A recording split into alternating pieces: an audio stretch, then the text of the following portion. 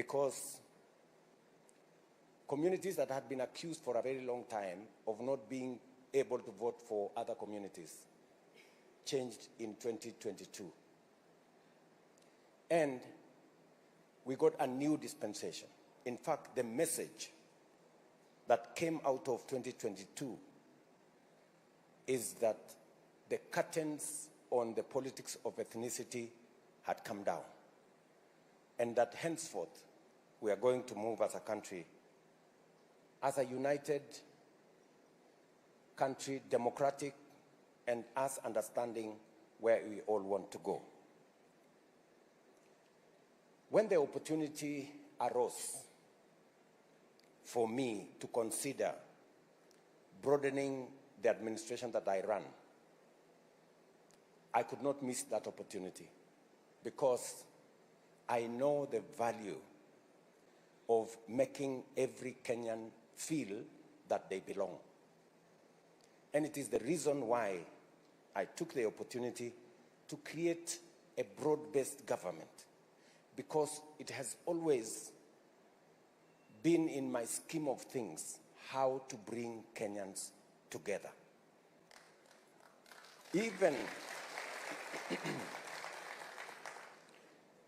Even though it came as a result of a situation that was uncomfortable for many people. But they say in every cloud there's a silver lining. And in every challenge there is an opportunity. It depends on where you focus. Either you focus on the challenge or you focus on the opportunity. The opportunity we have today is the opportunity to unite the people of Kenya.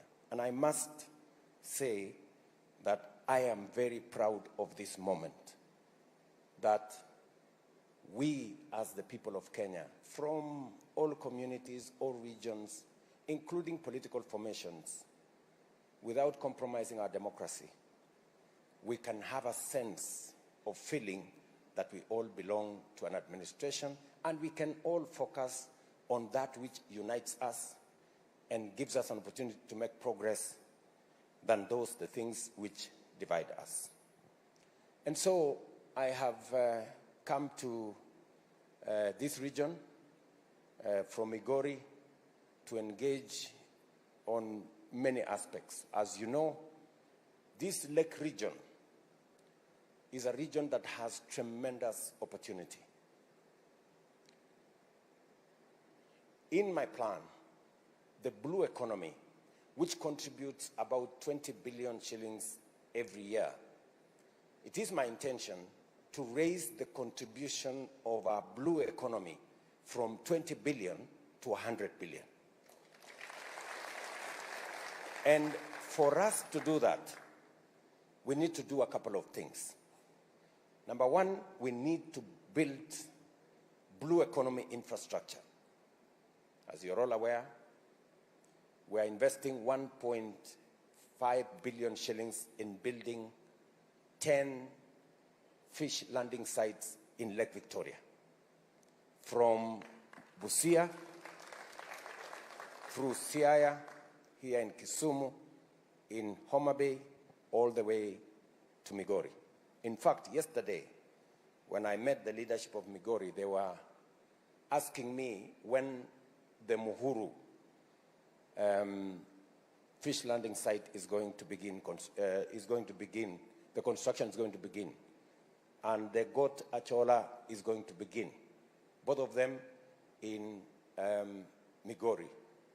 And I remember telling the leaders there when we met last evening that the ministry responsible is undertaking public participation, and in the next 2 months or so, and I think the PS for Blue Economy is here, she can confirm, in the next 2 months or so, the construction of those facilities will join the others that we have already constructed. I know the one for Sori has already been completed. I know some of the ones in Kisumu have been completed, because we want to build infrastructure. That's number one. Number two, we need to deal with the challenge of fingerlings. and the fish stock in our waters. And we need to replenish, because the more we fish, the fewer the stocks are. It is the reason why I came to Kabonyo here. And we have a project of R1 billion to have a major fish program here that will help us develop at least 7 million fingerlings, PS, 7 million fingerlings per quarter. High quality fingerlings, both for our farmers and also for us to restock Lake Victoria. The other item is fish feed. I think there is also a challenge there where we are looking at the cost, and many of the people involved in that space have been telling us the fish feed is a bit expensive. So we are working with companies to see how we can reduce the cost of fish feed so that we can encourage more farmers to do fish farming. Number 3 is to discourage exports. When I came here, the last time I was here, many people in Kisumu were selling fish from China and other places. And I said then that we cannot continue in that trajectory. It's the reason why last year we banned the imports of fish from other countries and instead encourage our own local production and fishing of fish in Kenya. A few people made noise at me that why was I banning fish from other countries. It is the right thing to do, because we can develop our own food in Kenya. The fourth issue we are doing in that space is also to develop the human capital that will help us grow our capacity, both for fishing, fish farming, and everything else, the ecosystem around fishing. I'm very happy that tomorrow I will be opening the Kenya Marine School here in Kisumu. That is going to help us train more people in the fishing ecosystem, coxswains, and everything around fishing, how we are going to go ahead with our business in fishing. And the fifth thing that I think is important for us to unlock the potential of our blue economy. How do we move our blue economy from its contribution of 20 billion to 100 billion? The fifth issue is to make sure that we reduce on the people we lose in the lake. As you are aware, we lose close to 5,000 people in Lake Victoria every year because of the kind of kiosks they are using, the boats they are using, the capsizing that takes place. Again, tomorrow, as a region, as an East African region, we are going to be launching tomorrow a rescue center that will have all the necessary facilities, including, further down the road, a chopper that can be used to rescue people who have accidents, who have accidents in Lake Victoria. If we make fishing safe, we can encourage more people to do fishing. And there are other interventions that we are working on as a government to make sure that as we focus on how to unlock the potential in fishing,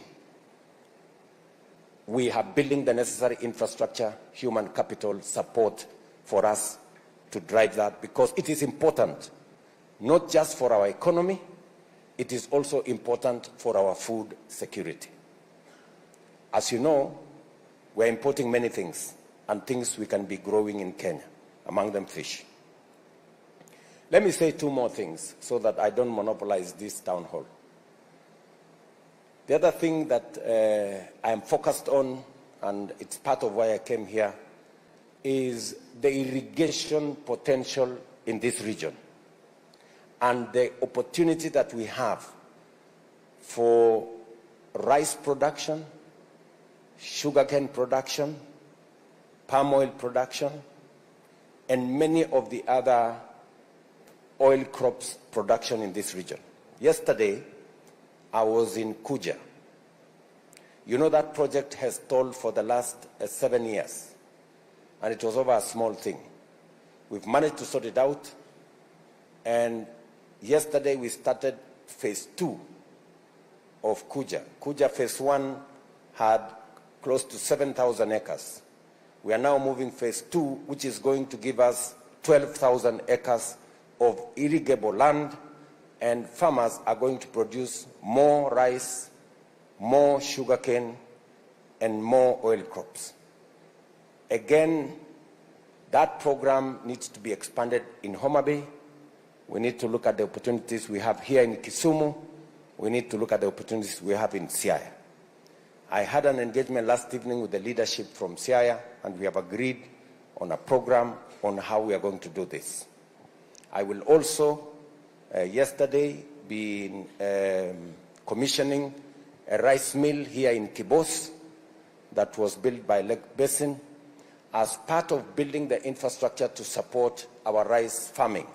Because, as you know, we spend 500 billion shillings every year to import food into Kenya. We import rice, we import sugar, we import maize, we are importing edible oil, and these are crops that we can grow. These are produce that we can grow here in Kenya, and we need necessary support for us to get our farmers producing. I know sometimes people think it is easier to subsidize consumption. It is my belief, firm belief, that the way to food security in Kenya is supporting production. And that is what I will do. It is the reason why we must also sort out the issues of sugar in this region. And as I gave you my commitment, it is only that there are mischievous people who have taken us to court. Otherwise, we would have sorted out the issues in Chemelil, in Muhoroni, because we must get a new model to unlock the potential of all our sugar mills, all the way from Sony Sugar, Muhoroni, Chemelil, all the way to Nzoia in Bungoma.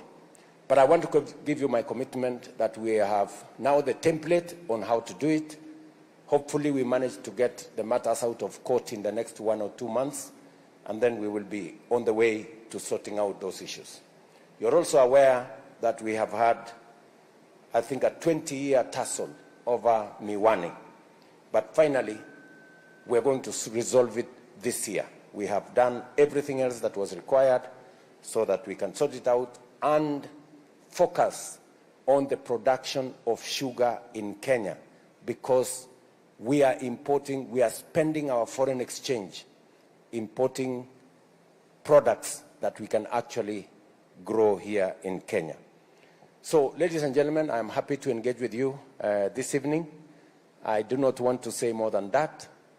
Let me stop there. I know it was the wish of the people of Kisumu to engage with me so that I can take questions directly from you and you can get answers directly from me.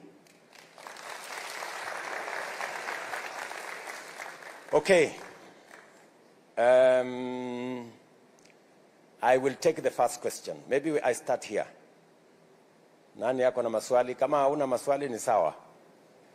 Yes, somebody here has if you can favor me with your name. Your Excellency, my name is Evans Ongati. I have two questions. One, as we all know that in your better agenda, housing is one of your key priorities. And as it stands now, you are at 2 million units that you want to achieve. And at the moment, your government promised that you'll be doing around 200,000 units per annum. I would wish to know that so far we are in the second, third year. How far are we in that regard? That is number one. Number two, my concern is on what we call manufacturing sector. We know that manufacturing sector contributes around 8.4% of the national GDP. And here in Kisumu or Nyanza region, we had a manufacturing farm at Kikomi that has since collapsed for a long time. What is your government going to do to ensure that manufacturing sector is revived in the entire Nyanza and more specifically in Kisumu, just to cushion us on the issues of employment and what we call agricultural aspects that will ensure that we have food security taken care of within Nyanza region? I thank you, sir. Very much. Let me take a question from this row here. Yes. Yeah.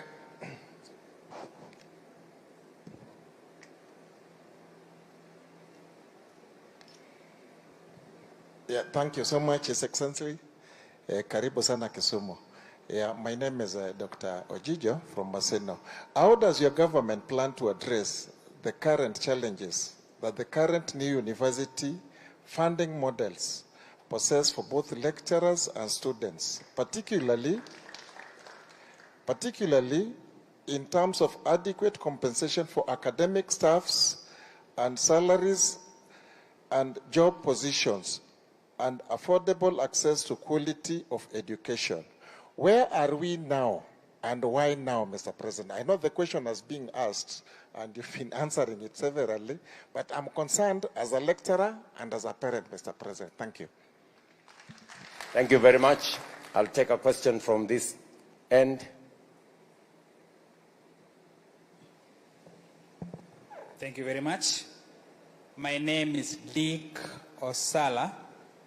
I'm going to ask you a question that relates to development, specifically our roads here in Kisumu. There are several roads that have stalled, and we do not know why. I wish you were transacting this area using roads so that you are able to see the condition of the roads. I know tomorrow you'll be in Siaya. Kindly use the Luanda-Siaya highway so that you see what we are talking about. What plan do you have for the roads in Siaya? And finally, Mr. President, 2 weeks ago you unveiled your cabinet. I did not see any minister who is below 30 years of age or whose worth is maybe 10,000. All people that were there were 400 million and above. Yona, if you don't have someone who is worth 10,000, I am here, Yona. I'm very intelligent. I can take that one.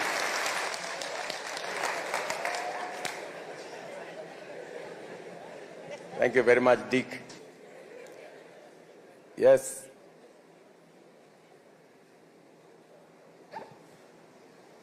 Hello. Thank you very much, Mr. President. My name is Catherine Achieng Ouma. I am a trader at the CBD and at the same time a politician. I want to ask you a political question. Today we are here as different parties and we have welcomed you very well and you've seen it in most areas of this region. And today we can coexist peacefully, UDA and even Azimio. My question is, will you collaborate with Baba in 2027? My second question, as the traders at the CBD concerning the shipyard area. His Excellency, when the shipyard was being made, thousands of businesses were destroyed. Today, at this moment in time, if you walk around Akambalane, it is a dead town, and it is posing a security threat. Our question, can your government do a walling in that area and restore the 24-hour economy that was happening in that area? Thank you very much.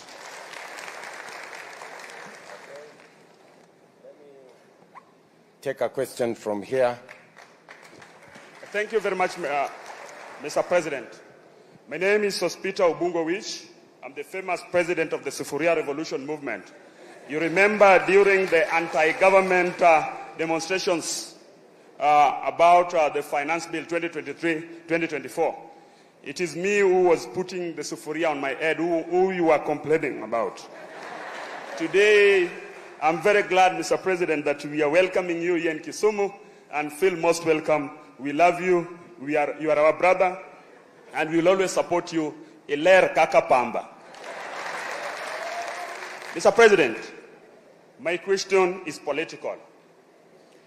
We suffered the last 2 years because your deputy was telling us the government was for shareholders. With broad-based government, do you still appease the shareholders? 2, Mr. President, as young people, during the demonstrations in 2020, during the demonstrations that was touching on the Finance Bill 2023-2024 and 2024-2025, most youths died during that process. Quite a number have been abducted, and their families can still not trace them. Quite a number are still suffering out of the injuries that they got through the police brutality. My question is this: what is your plan? Do you have any form of compensation to the families that suffered during the demonstrations? Because as the president of the Kenya Bunge la Wananchi Caucus, the leadership that are the face that represent the young people, we have always been talking very categorically, and we are saying that we want your government to see to it that the young people that suffered during the demonstrations are well taken care of, and that is our request as young people. And lastly, as I finish, Your Excellency, we want to thank you very much for embracing broad-based government, and for agreeing to work together with our party leader, His Excellency Raila Amolo Odinga, and supporting his bid for AUC. That we are saying that we are very happy about that. On the side of the broad-based, we are happy that you considered our people, though the Luos did not vote for you, but you considered our people and gave them very important positions in your government. Here in Kisumu, kindly consider us, because we don't have anything good as people of Kisumu. And on the Bunge la Wananchi, kindly consider the Bunge la Wananchi, because we also suffer and we also exist in part of the struggle. Your Excellency, I'm jobless. Consider me. Thank you very much. Okay. Thank you very much, Sospita. Let me start with Evans. Evans has asked me about housing. Housing is a very important project, as we all know. In fact, the argument I normally put across is that on this one subject of housing, we should all be united, because the housing program was in the Azimio manifesto. It was on the Kenya Kwanza manifesto. I find it strange that there are people who want to oppose it for the sake of opposing. But I am happy that this program is now underway in many parts of the Republic of Kenya. In fact, among the things that I will be doing here in Kisumu on Saturday is to launch the 2,000 houses that we are building in what's the name of that place? Lumumba, in Lumumba Estate here. And we are currently, just to give Evans the statistics, we are currently building 108,000. We have 40,000 in the pipeline. We have already an extended, in terms of trying to find land to construct, another 200,000. This is a program that, as you know, Evans, is started onto a lot of challenge. We've been taken to court so many times. It has been stopped here, stopped there, because there are people who cannot see the value of housing. Housing does 4 things for us. Number 1, housing gives us jobs. As I talk to you now, right from Lumumba here and across Kenya, we have 160,000 Kenyans working in the housing plan. Kenyans who were not working before we started this housing program. So it is a place where we will create jobs. And those jobs will keep increasing as we go step by step. For the next 20 years, we will be creating jobs from this housing plan. Number 2, it gives us an opportunity to dignify Kenyans with dwellings that are decent. Today, we have 7 million Kenyans who live in slums in our towns, in very undignified, with no toilets, no running water, no electricity, no roads, people living in squalor. And let me tell you, and as I tell the rest of Kenya, the National Housing Corporation, the housing law in Kenya was passed the same time it was passed in Singapore. Today, in Singapore, 95% of Singaporeans own a home. The opposite is that in Kenya, we have 7 million people living in slums because we didn't want to do the right thing about it. We are now starting to do the right thing. And you know, this is what Singapore did for them to change the fortunes of their country. Number 3, it helps us to reduce land fragmentation. I overflew yesterday. I was with the governor of Migori yesterday. And we could see clearly that the amount of settlements in Migori County, in Homa Bay County, unless we do something about it, we will shortly have no land to do our agriculture, because the amount of land fragmentation that is going on is alarming. And therefore, this program is going to slow and possibly reverse the whole subject of land fragmentation in Kenya. So, and of course, it will stimulate our economy. We will not only create jobs, we will expand our manufacturing, those manufacturing doors, those manufacturing windows, those manufacturing hinges, the manufacturing around steel, the manufacturing around timber, and the whole space of cement, traders, transporters. Many people will be in that ecosystem. So that is what we are doing in housing, Evans. Number 2, you have asked me about another very important subject, manufacturing. It is the reason why in the last finance bill, we had actually said, anything that we can manufacture in Kenya, let us not import. You know, we're just destroying our own country. Because if we become a supermarket for other countries, how will we create jobs locally? It is the reason we are investing more money in cotton. You've just said, given a good example of Kikomi. Kikomi collapsed because all of us went to import mitumba, and so there was no place to sell anything that we are producing locally. So that is the space we must work on. It is the reason why we need, as Kenyans, be bold enough to say the things we can produce in Kenya, let us not import. Let us have duty on things that we can produce in Kenya. Let me give you one example, Evans.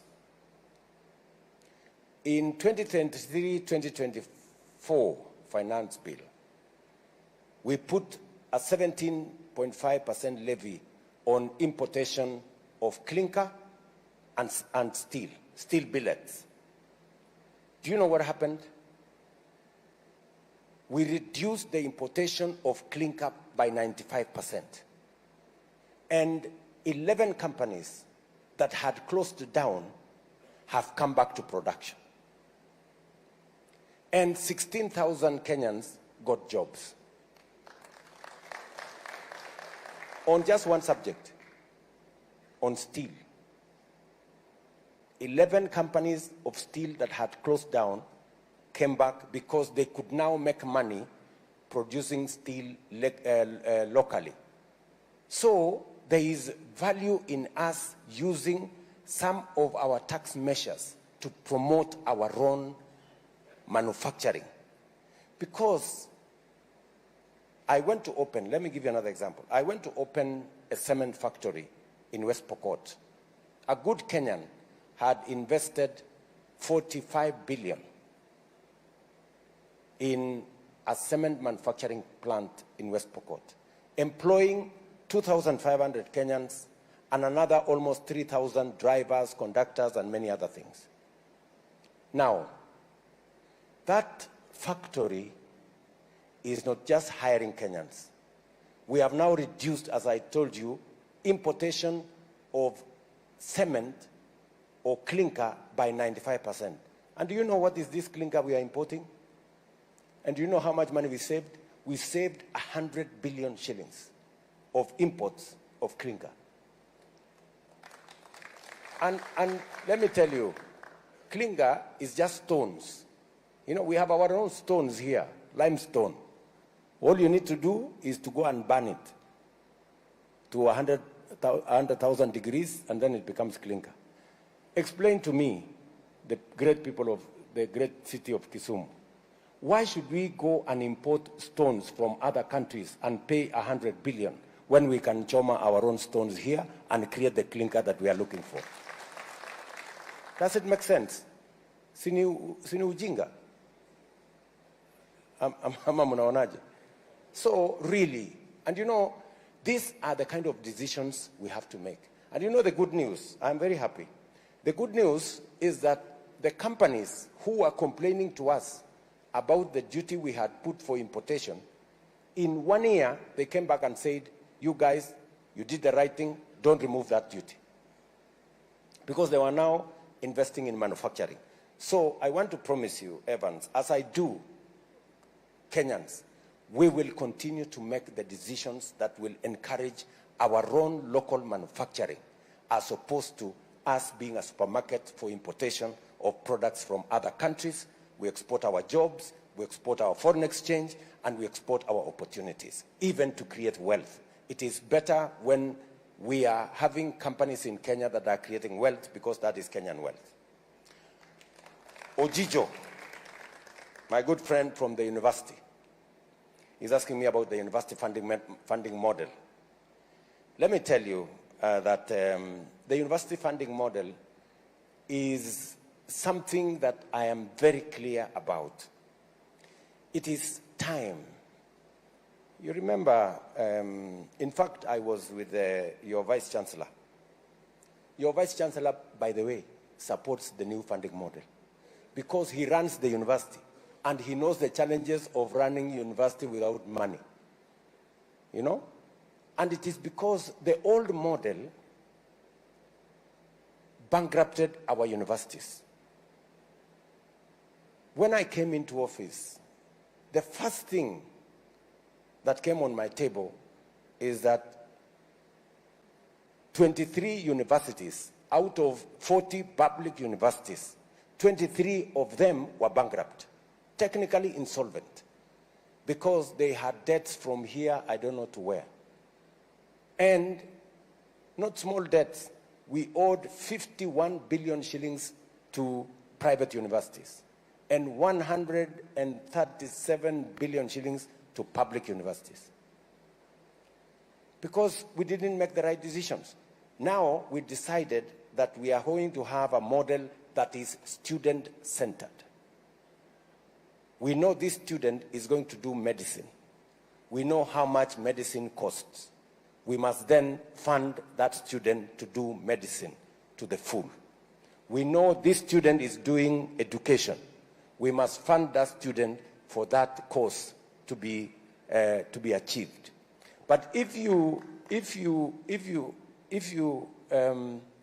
have a student doing medicine, it requires 600,000, and you give him 200,000, you will end up with a half-baked student.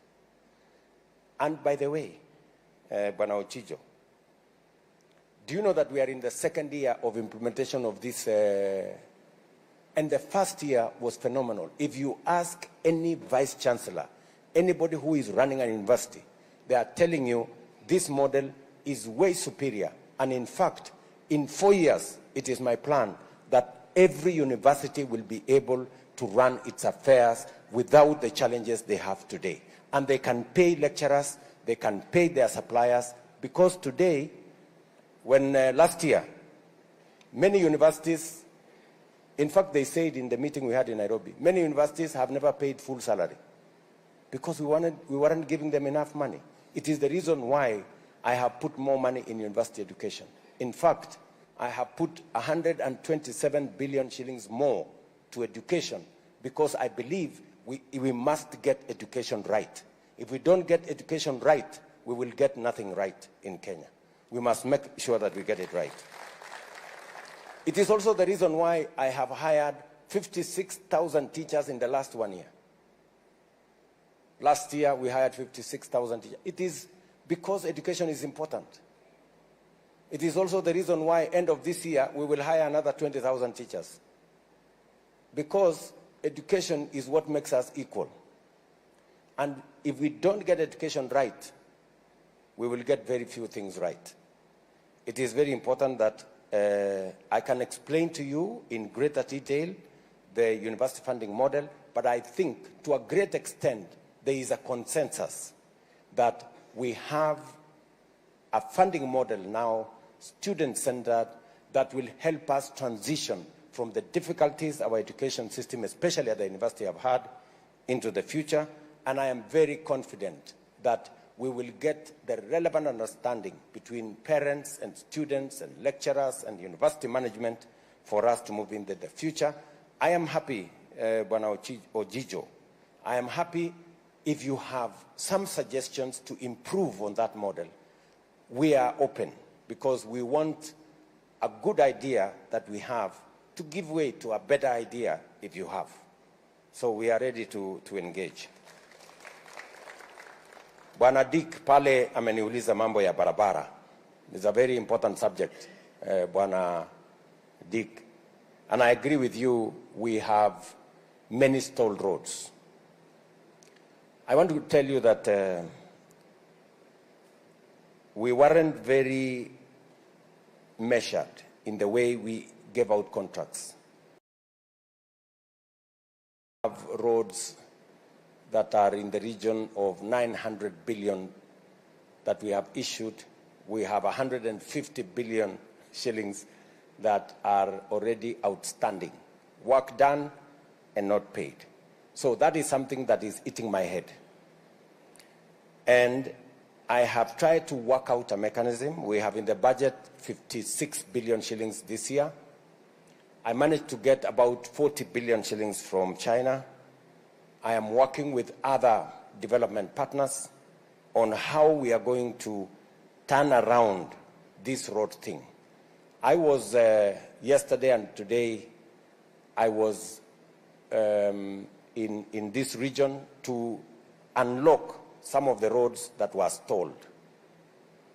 And I want to give you my commitment that all those roads that were stalled, we are not going to start any new roads until we complete the ones that we have already, that are already stalled. Many people want to push me to say, why don't you start new roads that will have your signature? I'm not interested in having my own signature. I'm interested in building the roads that that are already there, because they are Kenyan roads irrespective of who started them. That will be my trajectory. Catherine Ochieng has said, I talked about 2027. She said she's a politician, and that's very good. I am also one. And she said she's asking me, what is going to happen in 2027? I want to tell Catherine, I am more concerned about what is happening or what will happen to our next generation. 2027 will sort itself out. I want to tell you that the mistake sometimes we make as politicians is always to focus at the next general election. Of course, the next general election is important. But I want to tell you that if we are consumed merely focusing about the next general election, we will never make the right decisions. We must be bold enough to make the right decisions, because sometimes the right decisions are not very popular. And you know, when the right decisions are not popular, you are forced to make the wrong decisions merely because you are concerned about the next election. And that is how we have never made the decisions to change our country. By the way, I intend to make the difficult decision to change Kenya. That is my focus.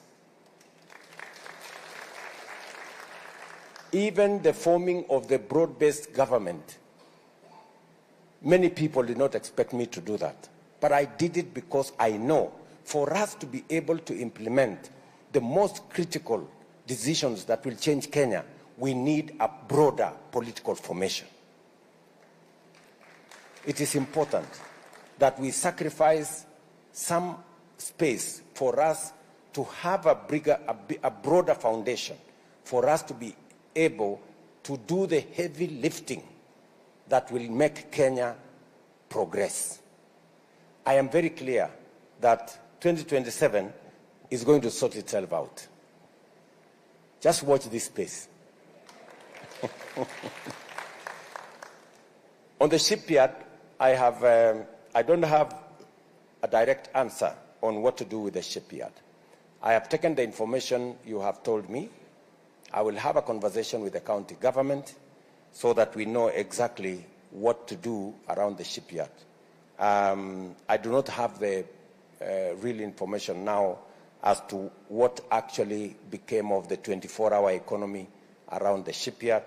I know for a fact that the shipyard is an important component of the development of Kisumu as a town, but that should not compromise on the incomes of Kenyans who are benefiting from the space around there. So that is homework for me, Catherine. I hope you don't mind. I can go and do some homework. Yeah? Sawa sawa. And then Sospita. Are you a shareholder?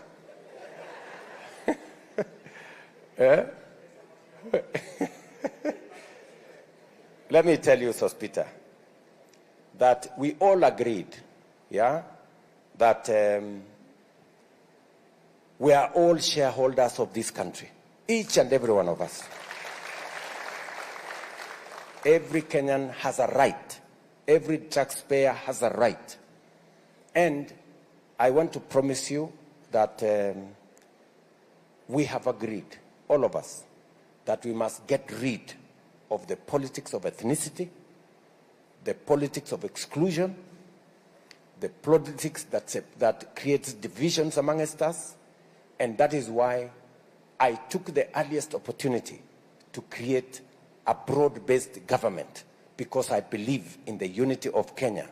And I believe every Kenyan, whether they voted for me or did not vote for me, not only deserves development, but they can also get a position in my government. If it was strictly the people who voted for me, you know, the situation would be different. So I just want to give you assurance. You need to relax.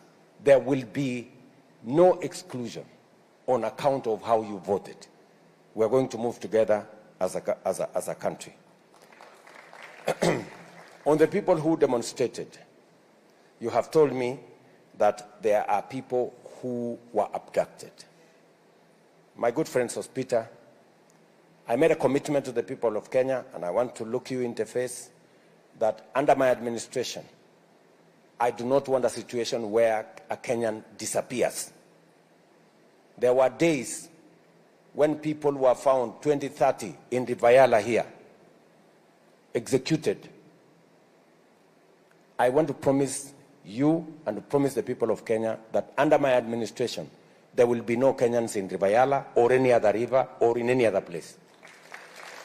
If, my good friend Sospita, and I am here, if there is a family, any family, that their child or their friend or their relative went to a demonstration, whether it is last year or this year, and never came back, I want to know the names, because I will take firm and decisive action. Because as I talk to you today, I don't have a single name of somebody who has been abducted or disappeared. And the Minister for Interior, the PS for Interior is here, Raymond. If Sospita,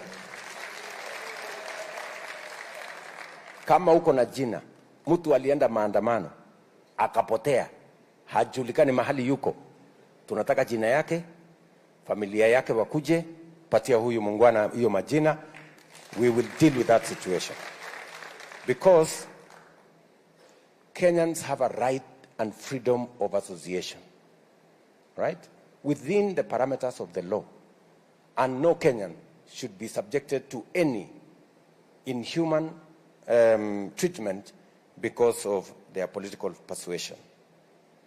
The other subject you have said is, what are we going to do with those who are injured?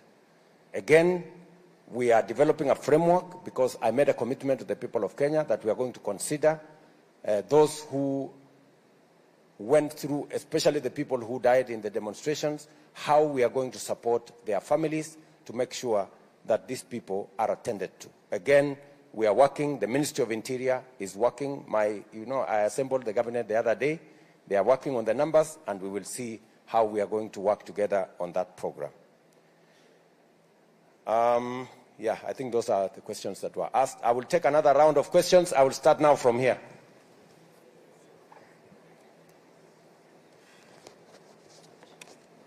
Yes, there is a lady there. Thank you, Mr. President. My name is Beatrice Amondi, founder of Ziomanadada Foundation, and also the current vice chairperson of the ruling party for this great county. First, I'd like to commend you for listening to the plight of Kenyans that led to the withdrawal of the finance bill. Secondly, on Tuesday, the ambassador of the United States to Kenya, White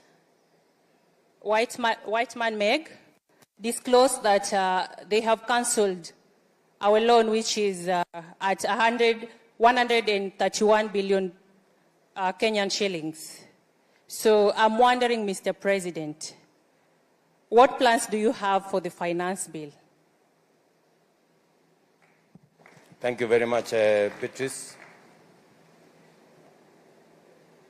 Can we take somebody from here? Yes, my friend. Good evening, Mr. President, and good evening, Kenyans. My name is Vincent Kabisai. I come from somewhere called Nyalenda, Kisumu East. I have a few questions. First of all, Mr. President, allow me to ask what the government's plans for Harambee Stars when it comes to 2027 AFCON, being that some stadia are still not completed. Secondly, Mr. President, still talking about the Harambee Stars, will we be having a new coach, a local coach, or a coach, an international coach, say Mourinho? Mr. President, besides the infrastructure, which is good for national development, we have something called National discipline.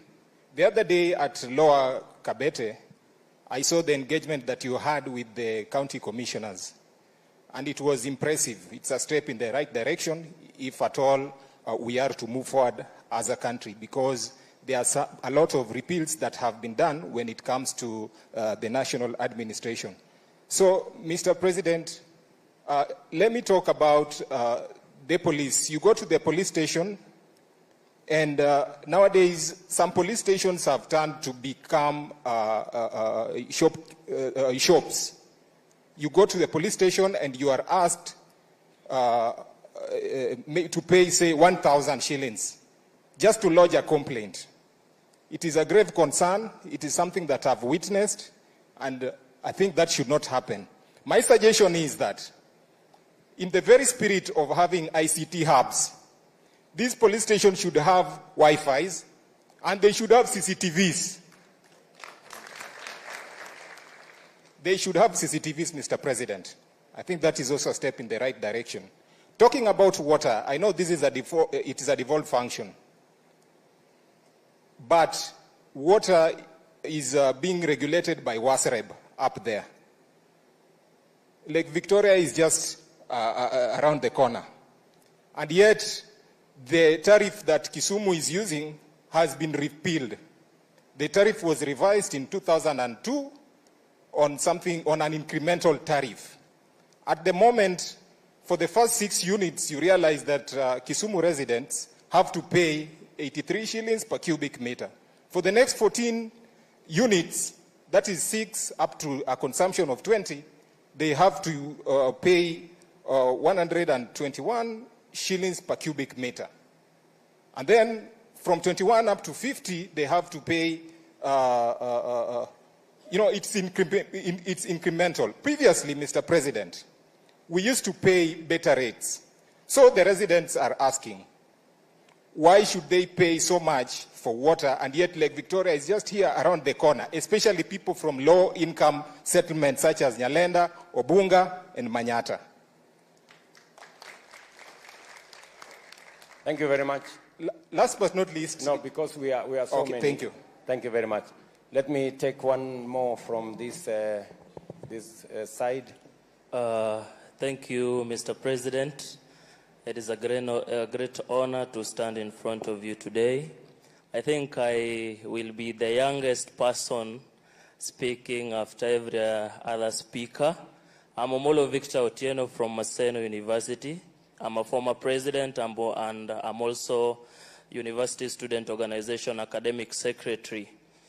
Mr. President, I want to bring my issue in the line of teachers. Currently, we are seeing a lot of things going on in the teachers sector. Mr. President, I know teachers in here may not want to tell you, but earning as low as 17,000 shillings do not really dignify the work that they are doing, because, Mr. President, teachers are the reason as to why we are all sitting here today. Again, Mr. President, I was very keen in your speech. You mentioned that teachers have been hired, 20,000 this year and 56,000 last year. My question is, have they been confirmed that they are really working, the ones who have been hired?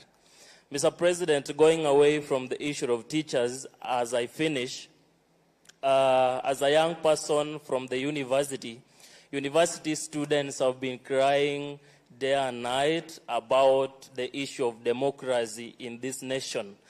Mr. President, when we decide to promote democracy from all institutions, from all angles, we should consider universities too. The kind of electoral process that is in the university is alarming. We disregard the delegate system, and Mr. President, we request, these are a special request from the comrades of this great nation, that you may bring us back to the mass voting system, Mr. President, so that we elect leaders that we can really count in. Mr. President, thank you so much. As I am the young person, I know that you are looking for jobs for young people, the Gen Zs. I'm one of them, Mr. President. I will appreciate your chance. Asante sana, Victor. Which way are we going? Thank you very much for this opportunity. My name is Yvonne Awuor-Rogola. I am an advocate of the High Court of Kenya, practicing in Kisumu. Your Excellency, my question to you this evening is on the health sector. Your Excellency, as you are aware, there is a monster that has crept in. Cancer and diabetes are killing us day and night. And nowadays, diabetes is not even for only the old people, even the young people. Yesterday, I was reading about a 10-year-old who died of diabetes. Your Excellency, NHIF is not helping. The medication is very expensive. What plans do you have for us so that the victims of these diseases can get quality and affordable medication? Thank you very much, Madam Yvonne. Let's take one from here. I don't know. Maybe this gentleman here, right here in front. Thank you, Excellency. My name is Richard Ogendo, Secretary General, Kenya Sugarcane Growers Association. Richard Ogendo. Two questions. As I heard you in your opening statement as you are enumerating about the infrastructure on fishing. What I didn't hear is what we are doing to the fish farmers. Fish farmers, you're building the fishing infrastructure, the landing bays, and everything around it. And yet where we stand here, this mall is owned by Lake Basin. Less than 3 kilometers away, they have a fingerling development site. Could your government consider giving the fish farmers loans and grants so that as they wait for the Kabonyo site to be operational, then they can enjoy the facilities that Lake Basin has to offer? My second question goes to in the sugar sector. This region is known for its vibrant sugar sector. Unfortunately, over the years, this has been neglected. Your government was good enough to give us subsidized fertilizer. Then God was also good enough to give us more rains.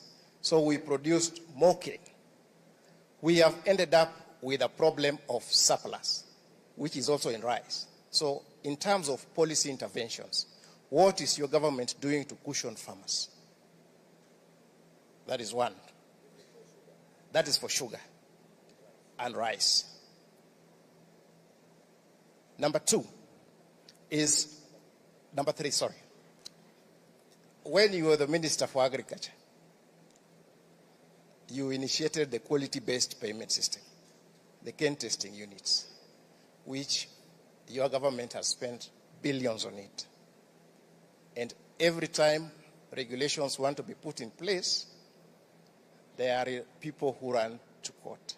Now this denies farmers their livelihoods. What is your government putting in place again in terms of policy to make sure that the regulations are published, number one, and that the CTUs, the cane testing units, begin operation immediately so that farmers, sugarcane farmers, can benefit from them? Thank you, Your Excellency. Thank you very much. All right, maybe I should start with you, my good friend Richard.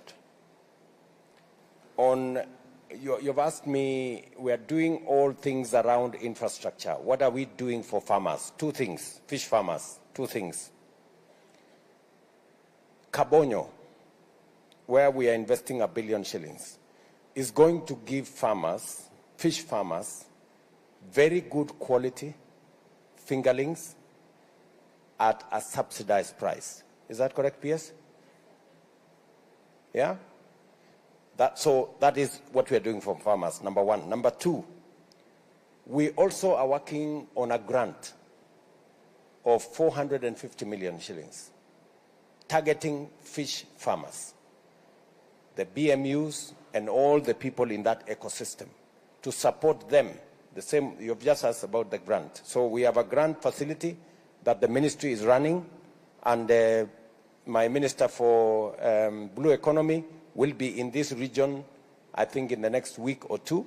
I think he was here already.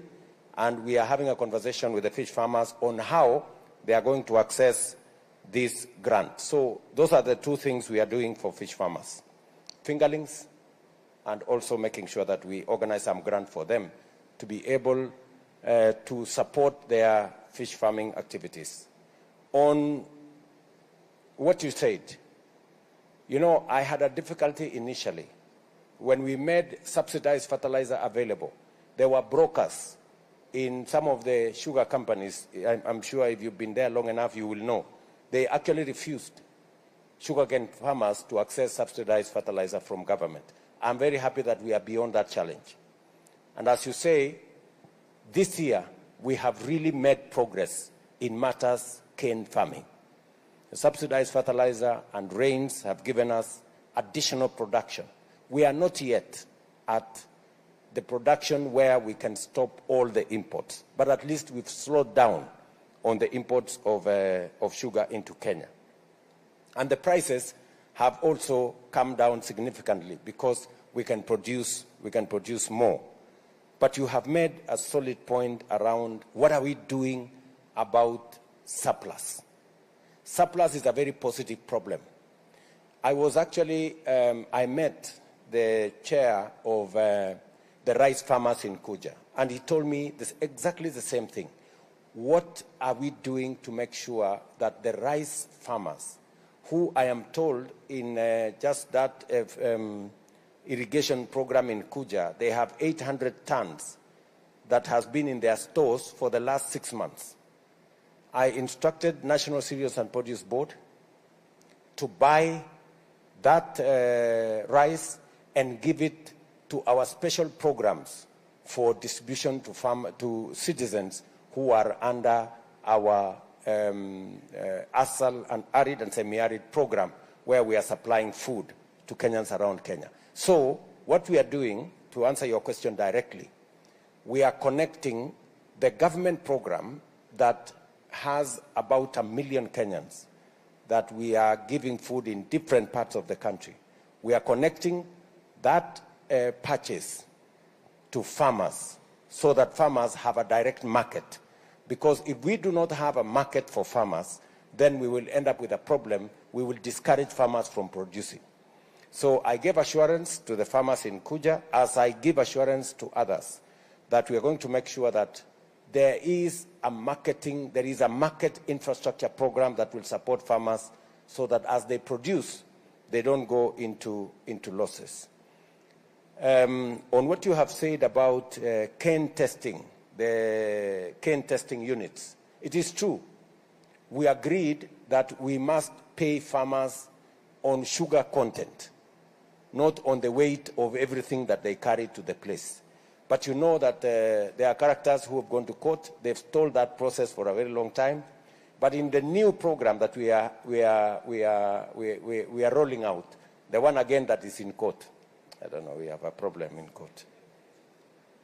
When we unlock it from court, we will make sure that this time program, when we have a leasing program, we will make sure that we capture all the elements so that it becomes much more easy for us to implement payment on sugar content as opposed to just the weight of the sugar you have carried to the milling company. Yvonne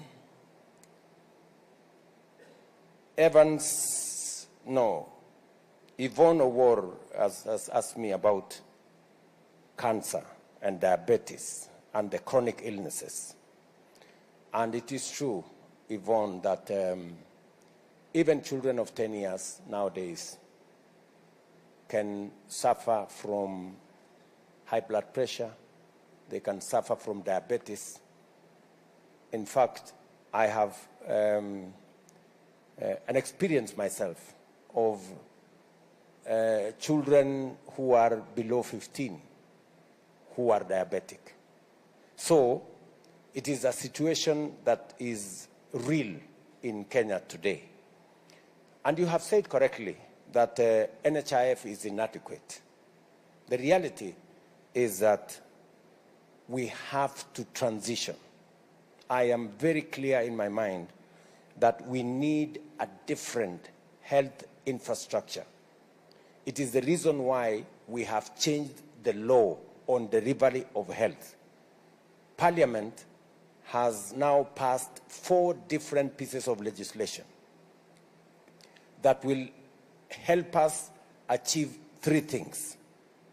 Number 1, we want to make sure that level 1, level 2 facilities have adequate medicine and adequate personnel. Number 2, we want to make sure that as opposed to NHIF, which catered largely for people who had a pay slip, we're going to have the Social Health Insurance Fund. This time round, that fund, it doesn't matter whether you have a job or you have no job. The Social Health Insurance Fund will register every Kenyan.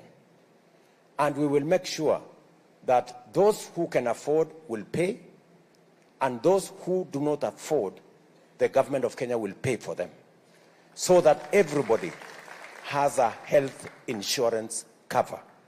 And then number 3, because I told you 3 things. Number 3, we are now going to have, under the new law, we have a chronic illness fund that will take care of diabetes, hypertension, and all the other chronic diseases. And this fund will be accessed by everybody, every Kenyan, irrespective of your financial status. And this fund is contributed by all of us as Kenya, and government of Kenya will top up if there are any gaps. So, for the first time in the history of Kenya, people who suffer from cancer, people who suffer from diabetes, people who suffer from hypertension, who today cannot go to hospital, because if you go to hospital, you will get a bill of 1 million, 2 million shillings, 3 million shillings. You sell your house, you sell your furniture, you sell your livestock, you sell everything you have, and you end up in poverty. For the first time, we will have a dedicated fund about chronic illnesses that will be accessed by every Kenyan. That is the new model that we are rolling out as a country. You asked me, what are we doing about it? Bwana Victor, Bwana Omolo, it is true that we have interns as teachers. And let me explain why we decided to go the route of interns. We have a very serious problem of shortage of teachers. In fact, our shortage is in the region of 140,000 teachers. That is the shortage we have in our schools. In fact, yesterday I was in a school in, I don't remember the name of the school. I don't know who. We had a school there. The MP for Nyatike was telling me there was a school, not Agenga, the other school there. He told me there were 200 students with 1 teacher from government. You know, that's how serious the whole thing is. So what did I do? I looked at the numbers and I said, we have 300,000 teachers out there, trained. In fact, some of them are about to go to retire before they get a job. Some of them are teaching in some school, they are paid 5,000 shillings. Yeah? So what did I do? I decided, I said, we have a big shortage of teachers, we have a big pool of trained teachers, and we have schools that have no teachers. If I had decided to hire permanent and pensionable, I would have hired maybe 12,000 or 13,000. So I decided, let me take this big pool of teachers who are unemployed. Let me hire them as interns. I will have sorted out 2 problems. I will have somebody who was earning nothing or 5,000, now earning 25,000. And I will have a student who has no teacher, at least there will be a teacher in class. With one guarantee, that after 2 years of internship, you will get a permanent and pensionable job.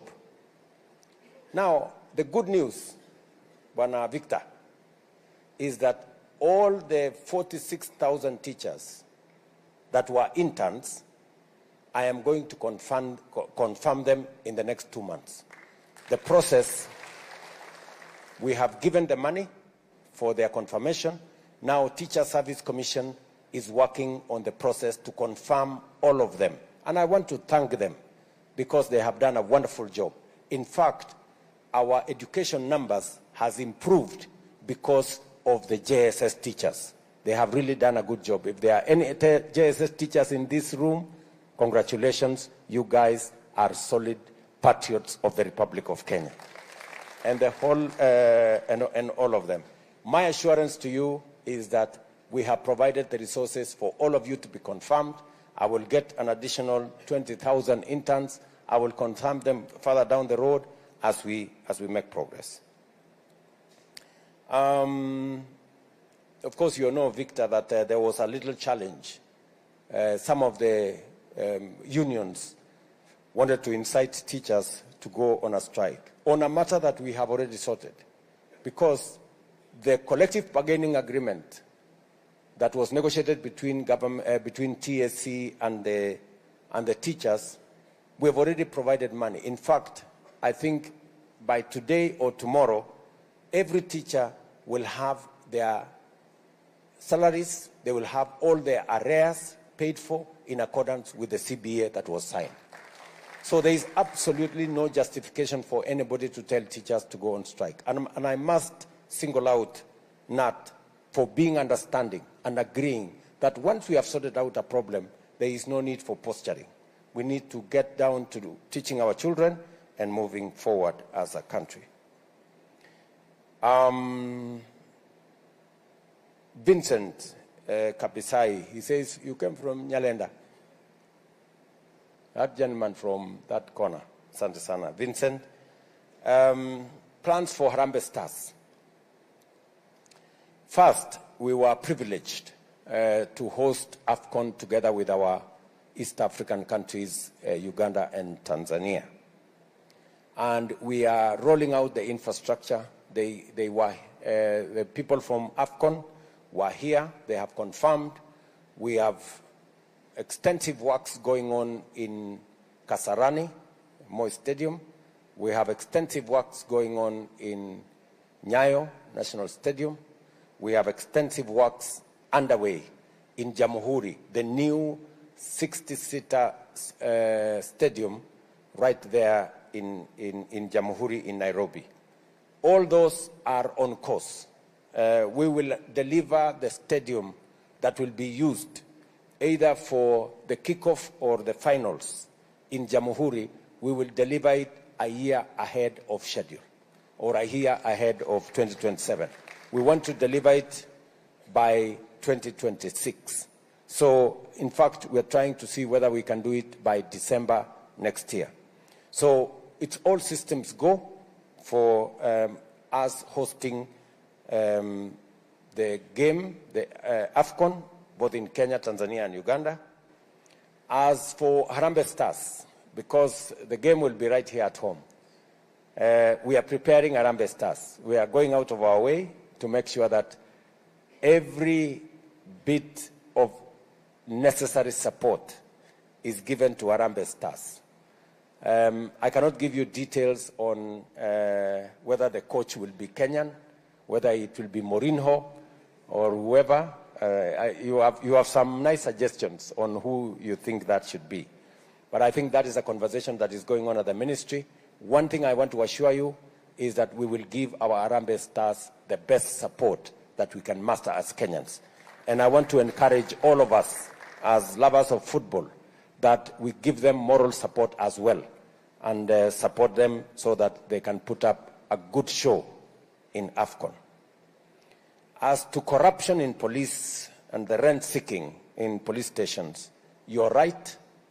We have decided that we are going to digitize all police stations and even make sure that, and I want Raymond, do you want to say something about that particular issue?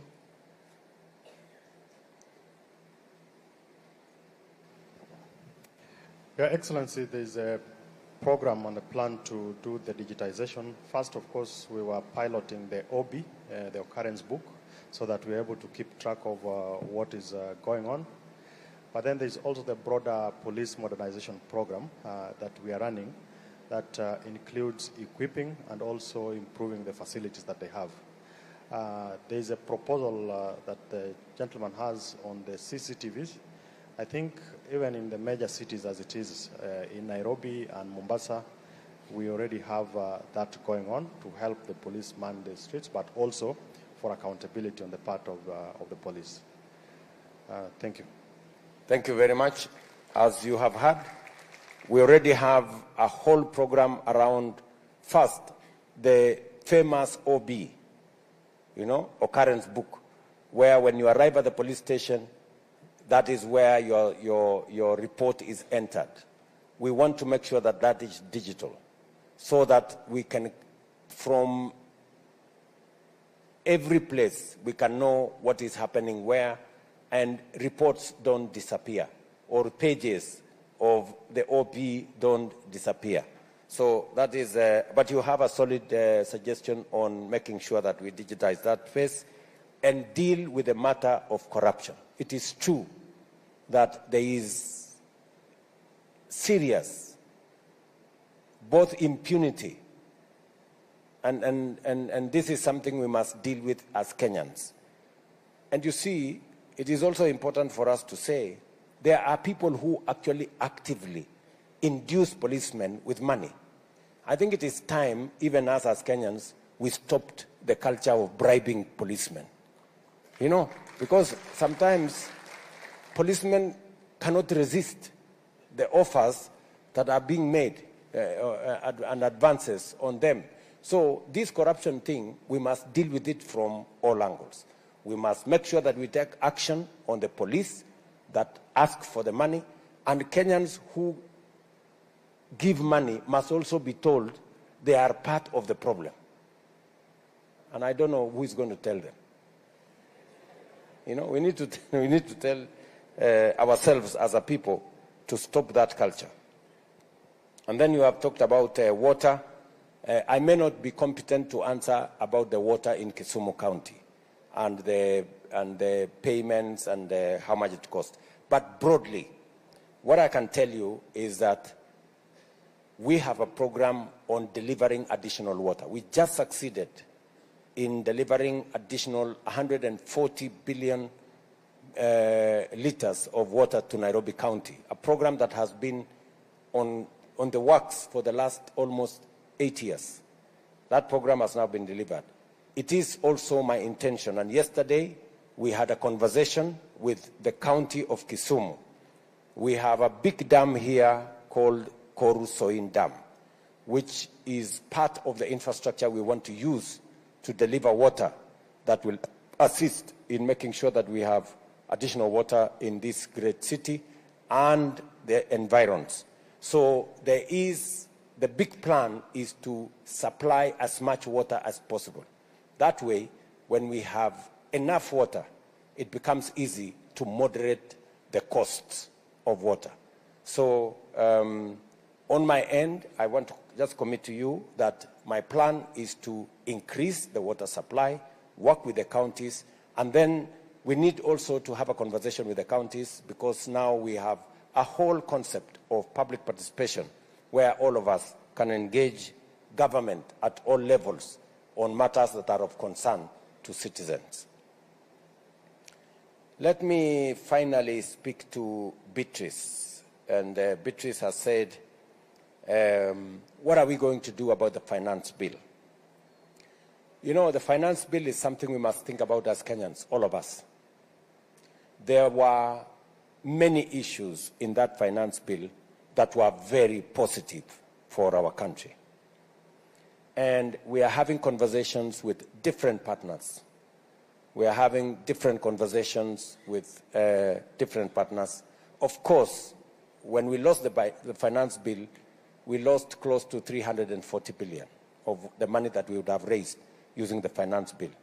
I now have a new minister, John Mbadi, who is a seasoned accountant and somebody who has clarity on where we want to go.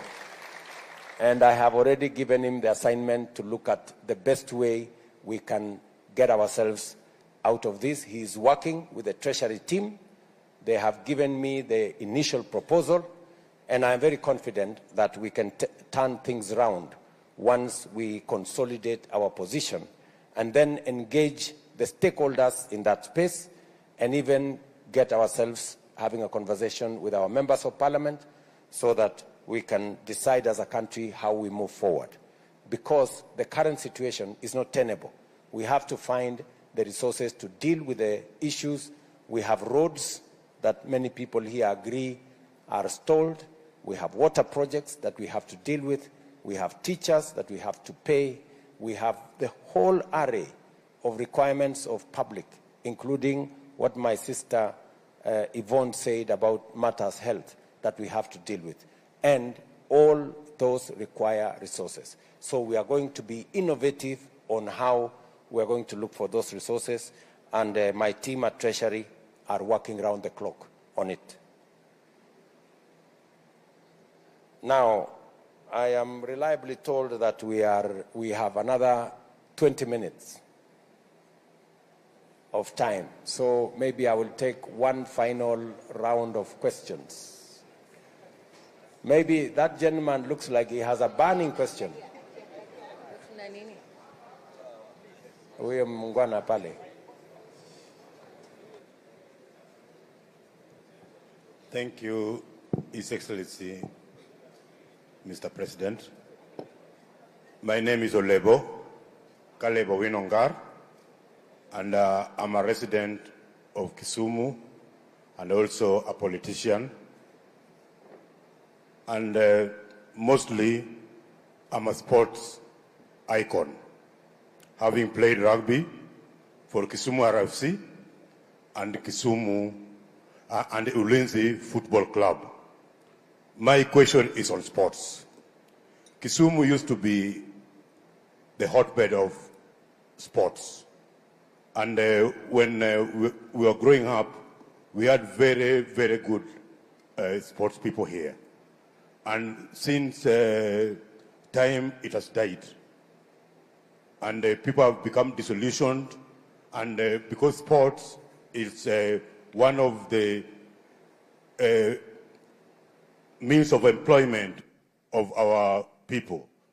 During our time when we were in sports, very many people got the opportunity to go abroad and play in Australia, in USA, in all those places, in India.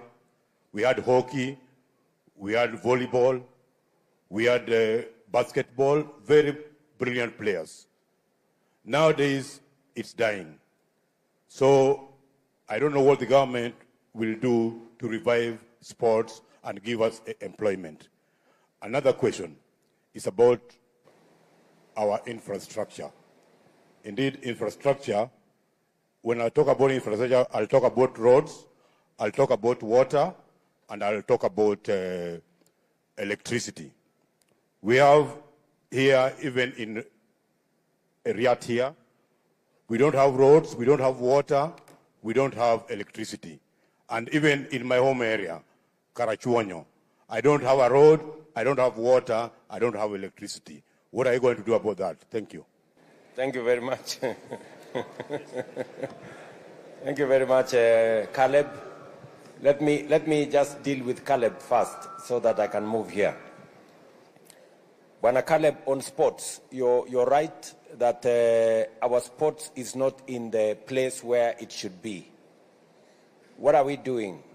The first thing I did last year is that I gave instructions that the sports fund, which had been cannibalized and made to support other things. In fact, the sports fund, only 40% of the money was going to sports. 60% was going to other things. So last year, I changed the policy and I said the sports fund must only support 100% matters sports. That's number one, in order to raise resources for our sports.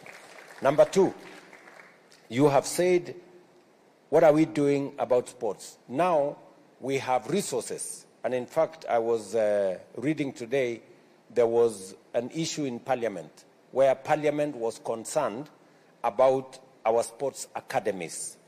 For us to be able to raise the quality of our sports, because it's becoming scientific and it is becoming competitive, we have to have sports infrastructure. And it is the reason why we are now investing in sports academies, so that in every part of Kenya, we have a sports academy where we can do more training, we can have more facilities for us to be able to grow the talent that we have. Kenya is a sporting nation, and we all know that we are a sports giant in the world, actually. In fact, the good news, like in the last Paris situation, we were #1 in Africa. So it is true, we have sports talent in Kenya. And that is why, #1, I changed the policy on sports fund, and #2, we are now in the program of developing sports academies for us to be able to grow our sports talent, whether it is in football, whether it is in athletics, whether it is in all the other fields. You have also said correctly that roads, water, electricity. I have some good news for you on matters electricity. I was in, you say you come from Karachuonyo. I was in Homa Bay today, and I have asked the ministry responsible for energy. We have negotiated a good program. Now we have a plan on deploying electricity. In your county, we have 1.56 billion shillings to connect 17,000 people to electricity, households in your county. I hope you become one of them, so that at least we sort out one problem. I will make sure that I will tell your member of parliament to make sure that you are one of them. We have desegregated into every constituency. On matters to do with water, again, my good friend Caleb, I was on the program of water today, again in your county. I was in Oyugis, because in Oyugis we put up a water project there for about 700 million. Today I was there to add them another 200 million so that we can actually deliver water to home states. It is going to happen in Oyugis. It is going to happen in Kendu Bay. I have also a program of 450 million in Homa Bay town, and hopefully I should be able to have a program for Karachuonyo. On the roads, again, today I was in Homa Bay. Let me use your county. Is that correct? Homa Bay is your county? Yes. I was in Homa Bay, and we managed to get resources. You remember that road from Kadel to Karabuor to Kanyathiang? That road now we have money to build it. And your short member of parliament knows what. That short man, he's been on my case. You know, we now have money for it. Again, we have money now to do the Sindo all the way to Sori. We also from the one that comes from Homa Bay to Mbita all the way to through Sindo all the way to Sori. That road, we have agreed that we are also going to complete that road. And also, we have a couple of other roads that were started, they stalled, but we are looking for resources on how to take them forward. So we won't be able to do everything in one go, but at least we have a plan on how to progressively complete some of those roads. Let me take a question from here. Anybody, I don't know. Maybe this fellow in Akanzu or something. Thank you, Mr. Rais. Okay, we're going to move to Apo. Mr. Rais, nashukuru sana kupata hii fursa. At least mimi pia leo niongea na rais wa nchi ya Kenya. Mr. Rais, kwa majina naitwa Evans Lugairi, alias Jibril Mesaya. Mimi ni conductor ama donda ukipenda.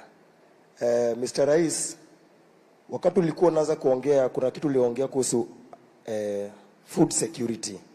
Hapa kwa food security, mimi na madonda wangu wenzangu kadhaa tulichukuana tukasema tunataka tufanye kitu inaitwa urban farming.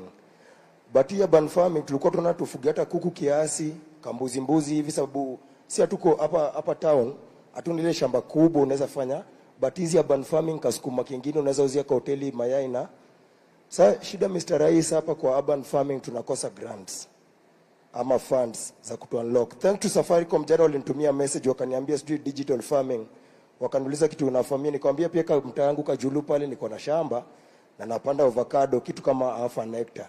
But hapo kwa funds nikitaka ku-opt-in nipata raka loan, hawana hiyo option. Alafu Mr. Rais, my second question ilikuwa about religion. As we all know that government inaenda hand in hand religion. Ilikuwa sad kwangu kuona watu Shakahola wanakufa ile kishenzi. But Mr. Rais, hii kitu bado inaendelea. Nimekuwa nikitembea chuo mzingine hapa ndani. Unapata watu bado wanaabudu kwa msituni nini. Alafu shida iko sana ghetto, mtazi tunatoka. Unapata makanisa ni mingi kuliko shule na hospitali. Sasa hawezi soma. Shule ni mingi kuliko hapo Mr. Rais, hapa kwa religion kuna shida pahali. Alafu ya mwisho kabisa Mr. Rais, mimi sikusoma lakini ukinipatia kazi tachapa vile inafaa.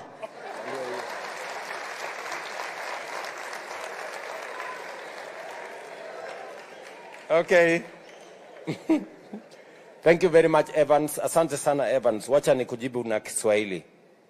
Umesema wewe ni donda, lakini pia wewe ni mkulima. Kwanza pongezi sana kwa kufikiria mambo ya food security. Kwa sababu sote sisi lazima tushughulike na mambo ya food security. Hata kama unaniona vile mimi niko rais, pia mimi ni mkulima. Kwa sababu vile wewe unafanya donda, pia wewe unataka kufanya ukulima. Lakini umesema ya kwamba ungependa tuwe na vile ya kuwasaidia kufanya hiyo urban farming. And you are very right. Hiyo urban farming inaendelea in many parts. Lakini hatujakuwa na mpango kamili ya support ya urban farming. Farming is a devolved function. Sasa hiyo farming iko chini ya makaunti. Lakini I will take it up. It is a challenge umenipatia kwamba tunaweza kuwa na mpango gani ili kusupport food security. Tuwe na mpango ya kusupport urban farming. It's an idea you have put in my mind. I will have a conversation with the counties. Nitakuwa na mazungumzo na counties tuone vile tunaweza kuwapatia support. Haya. Hapo kwa religion pia umesema kuna ghetto, makanisa ni mingi kuliko shule na hospitali. Na unasema kuna watu wengine wanaabudu kwa kichaka. Karibu kama iwe kama ya ule mtu. Ule wa Shakahola. Na ni kweli hiyo Shakahola ilituletea balaa. Lakini vile unajua nimeshapatiwa report ya mambo ya vile tunaweza kufanya kazi na makanisa zetu.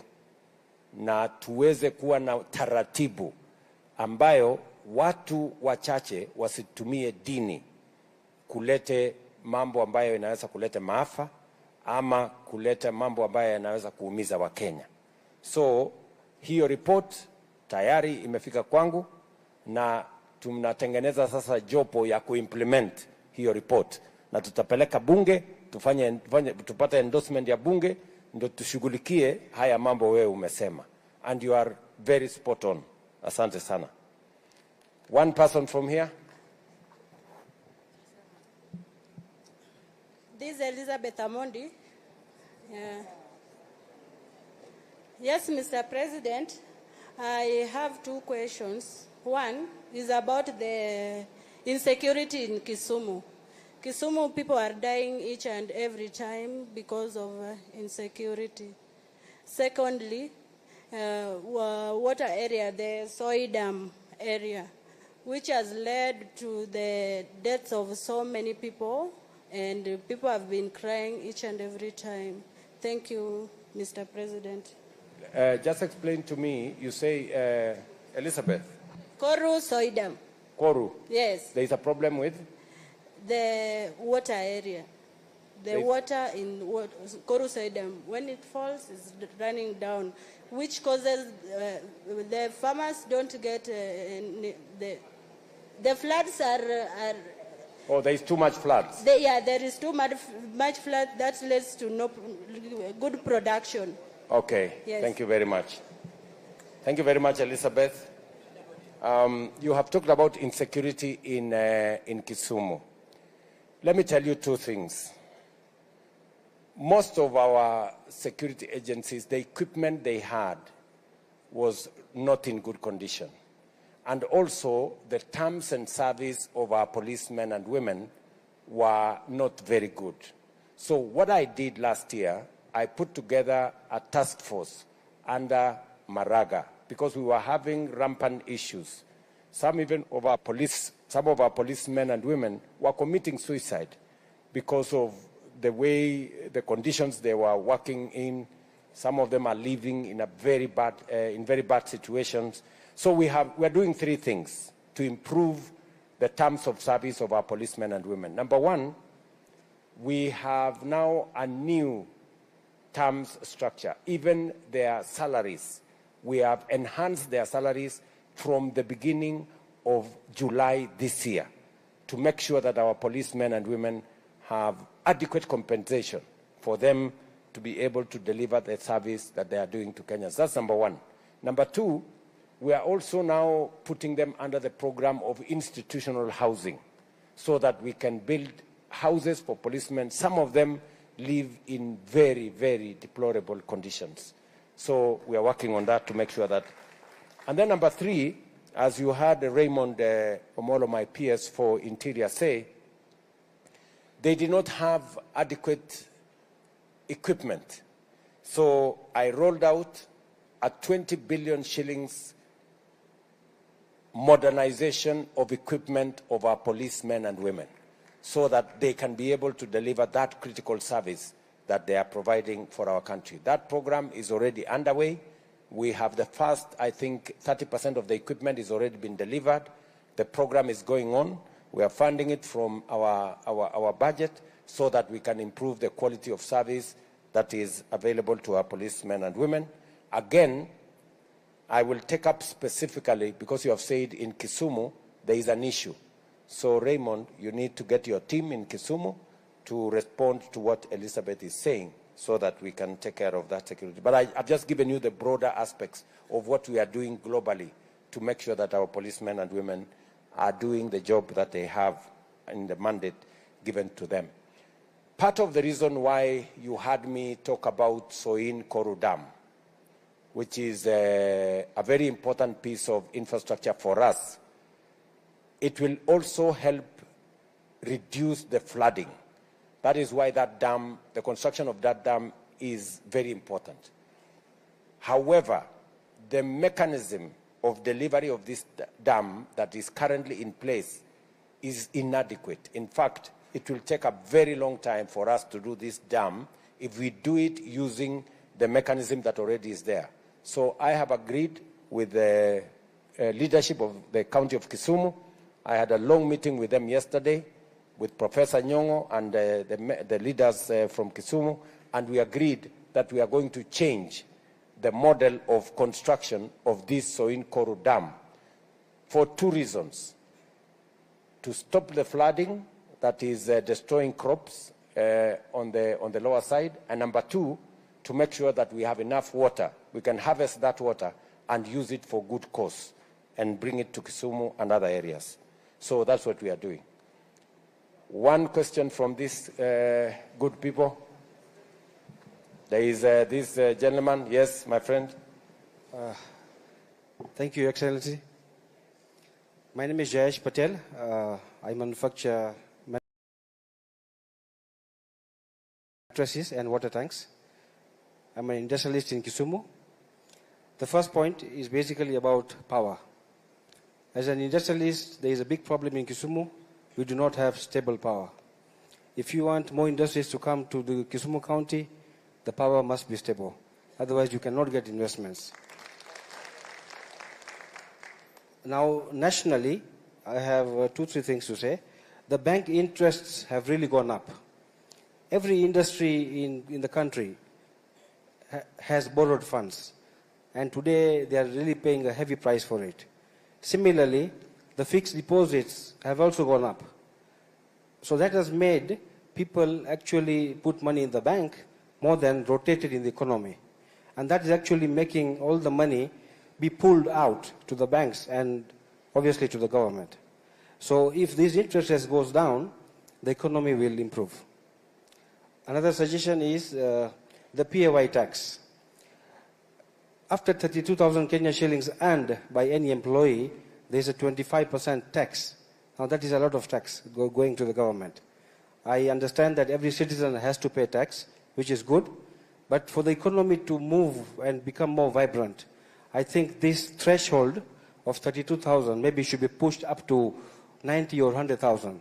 That will make every Kenyan who is earning money retain the money with him and obviously push it back to the economy.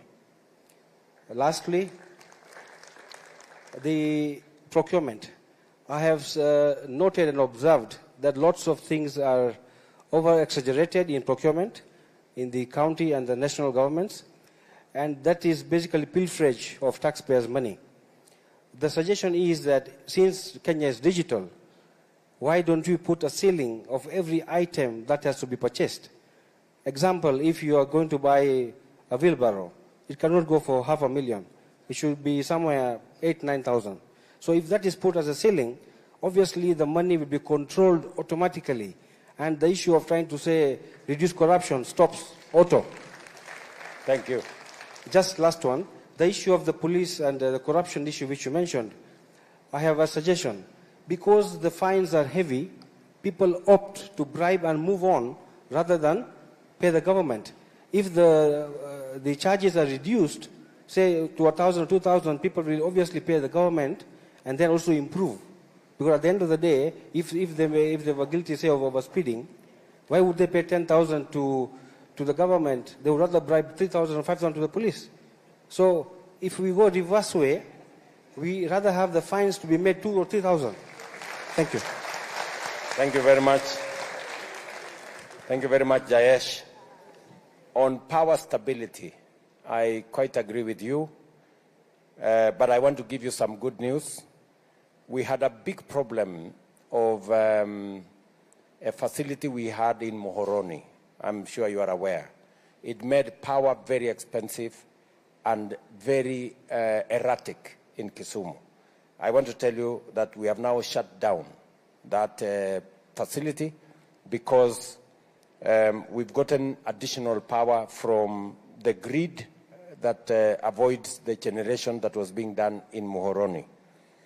We will make it much more stable once we connect the line that we are working on. We are working on a procurement for the line that will connect you, Kisumu, to Olesos and connect you to power from Takwel, which is not only cheaper, but it's also consistent and reliable for anybody.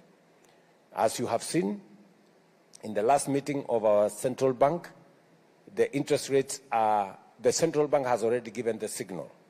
I think the last meeting of the central bank brought the interest rate by 0.5% down, and we want to consistently push it down so that we can achieve what you're saying. Because if we do not do that, then it becomes very difficult for people in the private sector to access credit for them to do the businesses that they want to do. You have a suggestion about pay as you earn, and you've said we should put it up from 32 to 90 or thereabout. I'm not sure that's the direction we want to go. You have a suggestion, but I think we need to interrogate how do we still raise the resources we are looking for. And, you know, our trajectory has been, let us broaden the base. let us make more people pay so that we can reduce the rates. But you know, if we continue making a few people pay, it becomes much more painful. It is better for us to broaden the base and lower the quantum so that everybody carries a piece of the tax burden. But again, I'm sure my team is listening here. They will look at the veracity and the applicability of your suggestion. On procurement, you are spot on. We are losing a lot of money because of procurement. And that is why I have made suggestion that we must have procurement moved to a digital platform. And everybody who wins a tender to do anything, we must display how much money, they have won a tender for how much money. Because we are buying very simple things for sometimes up to 40, 50% more money than is the case. So on procurement, we are going digital so that everybody knows what we are doing. On fines, there is a delicate balancing that we have to do. For example, if using the example you gave, that it is assuming 10,000 if you are overspeeding. So somebody says, instead of me paying 10,000, let me pay the policeman a fraction of it, maybe 2,000 or thereabout. But, you know, the fine was supposed to deter the person from overspeeding. If we reduce it from 10,000 to 3,000, then somebody will just keep on overspeeding because if he's found, it is cheap, he can pay and move on. And then we end up with accidents and we end up with a bigger problem. So it's a balance that we have to strike. But again, I think we just need to discipline ourselves as Kenyans. What instead we want to do, Jayesh, is to make sure that the fines are instant. I think instant fine will deal with the challenge you have. I think somebody doesn't mind paying the fine. What they mind is the trouble of going to court, waiting for 2-3 days. Even if the fine is 5,000 and you have to wait for 3 days, it becomes very difficult, right? That is what actually sometimes people make people bribe policemen. So we are working on instant fines. Parliament has let us down. Members of Parliament are here. If you can conclude the amendment to the law so that we can actualize the instant fines. If you are found by a policeman, between you paying the government of Kenya instantly and giving the money to the policeman, many people will choose to pay the government of Kenya. So when we do instant fines, I think we will go a long way in treating the problem, Jayesh, you have said. Let me take the last shot from this end. Yes, somebody should... Okay, Mr. President, allow me ongea nikikaa chini. Okay, we have a good gentleman. Mi naitwa Champion Disability Anton Riako. Na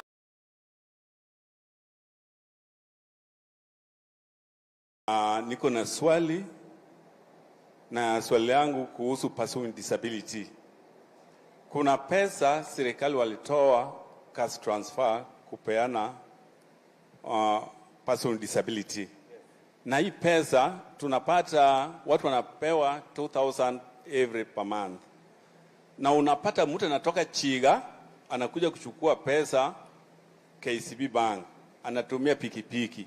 Akirudi na kuenda na kurudi, ametumia pengine 1,000 kwa sababu ametumia motorbike. Akirudi nyumbani amebaki na 1,000. Sasa tunapata kama hii pesa asaidia person with disability. Tuko na wengine wanapeleka watoto physiotherapy. Every week wanapelekwa mara 2. Na huko physiotherapy inalipwa pesa. Serikali wako na mpangilio gani kwa hao watoto wetu ama jamaa wetu wako na disability? Secondly, unapata wakati wa kuandikisha hao watu kuna category inapewa pesa na category inawachwa nje. Sasa wale wamewachwa nje pia ni person with disability, wako na watoto, wanalipa nyumba, wanakula. Unapata mtu kama mimi nafukuzwa kwa nyumba kwa sababu sina kitu. Sasa hii pesa pia haitoshi kusomesha watoto, haitoshi kulipa nyumba. Serikali wameweka mkakati namna gani? Ya pili, ya tatu, tuko na sport naitwa paravoli. Mara nyingi tunapata kama tunaenda nje ya Kenya, tunateseka, haipati support mzuri. Kuna wakati wachezaji walikuwa Rwanda, ndio pesa wakatumwa kutoka hapa Kenya ikaenda huko, watu wanalala tu kwa viranda. Kwa sport tunasikia tu watu wanaongea juu ya football na wale wanaenda marathon, na hao wa person with disability serikali wako na mpangilio gani? Ya mwisho, upande wa kazi, person with disability mara nyingi hawaandiki kazi. Ukienda huko wanaangalia tu crutches, wanasema wewe hakuna kazi unaweza pata. Na serikali wako na mpangilio gani? Na sisi pia tunalipa ushuru. Mtu asikudanganye mimi silipo ushuru, kwa sababu nikienda supermarket vile wewe unanunua mkati shilingi 100, mimi pia nanunua hiyo mkati shilingi 100. Sasa upande wa kazi, kama mimi siwezi kuandikwa kazi, tafadhali mtu kama mimi, hii ball nimeweka kwako, unichukulie watoto wangu uniandikie kazi, ndio mimi nipate njia ya kukula. Asante. Pengine utasema mimi ni mzee. Mungu akubariki. Karibu Kisumu. Asante sana Anthony. Kwanza Anthony, umeongea vizuri sana. Kweli wewe ni champion. Nimekusikiza vizuri. Wacha nikueleze mambo matatu. Wakati wa campaign nilisema hivi. Nilisema hiyo pesa ya cash transfer ambayo saa zingine ilikuwa inalipwa baada ya miezi 4, ilikuwa inalipwa saa zingine baada ya miezi 6. Ni kweli ama si kweli? Nilisema hiyo pesa, kwa sababu wale watu wako kwa cash transfer ni watu walemavu, wazee na orphans. Nikasema kabla mshahara ya rais haijalipwa ama ya any public servant, kwanza tulipe pesa ya watu wa cash transfer. Mimi nataka nikueleze ya kwamba sasa nikiongea na wewe, pesa ya cash transfer is paid at the same time na pesa yote ya wafanyikazi wengine wa serikali. Ile maneno ya kungojea miezi 2, 3, 4, 5, 6 nilikomesha. That is number 1. And you can confirm. Jambo namba 2. Umesema ya kwamba hii pesa, kwa sababu sio pesa nyingi, kama mtu anatoka sijui mahali gani mpaka akuje mpaka kutafuta KCB, nilisema ya kwamba sasa hiyo pesa tutakuwa tunalipa kwa M-Pesa. Wewe ukiwa nyumbani tunakutumia pesa yako, hakuna haja ya kupanda pikipiki. Sijui if the PS for citizen services is here, social service, social protection. Motari is not here. We've begun that process, and I think we've begun with orphans. I want to promise you, before the end of this year, huyo mtu ambaye anakuja kutafuta pesa yake hapa KCB, hata kuwa anakuja KCB. Tumekubaliana na Safaricom, tumekubaliana na KCB, na tumekubaliana na wale wengine wote ya kwamba hiyo pesa sasa tutakuwa tunalipa na M-Pesa. Wewe uko nyumbani, hakuna haja ya kupanda pikipiki, tutakuwekea kwa M-Pesa, wewe uendelee na safari yako huko nyumbani. Ya mwisho, umesema ya kwamba hiyo ya tatu umeniuliza ni ya kazi. Paravoli. Yes, umeniambia mambo ya sports. There was a very sad incident. Kulikuwa na incident moja ilikuwa ya aibu sana. Ni kweli wachezaji wetu wa kutoka ndugu zetu ambao wako na disability walikwama mahali fulani, and I took action to make sure that it doesn't happen again. I just want to give you an assurance that we will treat all our sportsmen and women equally. Kama vile tunachunga wale wanaenda kufanya kukimbia, kama vile tunachunga wale wanaenda kufanya sports, pia tumeambia wizara ambaye inahusika na mambo ya sports, our people with disability should not be treated differently because they are equally Kenyans and they are sports people like the rest. So that one incident was too many for us, and I want to give you my assurance that that will be the case. Watu wa disability wanalipa ushuru kama wengine. I agree with you. You buy stuff just the same way all of us buy. But we have given some exemptions. Tumetoa exemptions kwa watu wa kama ukitaka kununua some of the items, mambo hii crutches, we supply free of charge. Mambo ya wheelchairs, we make sure that there are no taxes, and we supply most of them free of charge. We have made sure that there are tax exemptions targeting people living with disability. And we will continue to make sure that we keep them in the loop and also attend to them. On the issue you have raised about children, huyo mjamaa ameketi na wewe hapo ni PS wangu wa trade, anaitwa Alfred Kombudo. Utazungumza na yeye alafu atanifikishia habari yako hiyo umesema. Na ni mtu wa kutoka Kisumu Dala, huyo mtu ambaye anaitwa Alfred, yeye ndio PS wangu wa trade. Ananisaidia kwa mambo ya biashara. Nafikiri kwa sababu ya nafasi yangu ya masaa, na mnajua kesho mimi nitakuwa Siaya, na mimi nataka niwashukuru watu wa Kisumu Dala. Nimefurahi sana kufika hapa. Asanteni sana kwa kunikaribisha. Mimi vile tumekubaliana hapa, siasa ambayo tutacheza ni siasa ya kuunganisha Wakenya wote. Na sisi wote